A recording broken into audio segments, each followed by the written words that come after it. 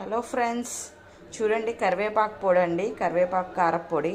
కావాల్సిన పదార్థాలు: కరివేపాకు, ధనియాలు, ఎండుమిరపకాయలు, తగినంత ఉప్పు అండి. చూసారు కదండి, వాటికి ఫస్ట్ కరివేపాకు చక్కగా మనం ఆయిల్లో వేయించుకున్నామండి. చూసారు కదా కరకరలాడుతూ ఎలా ఉందో.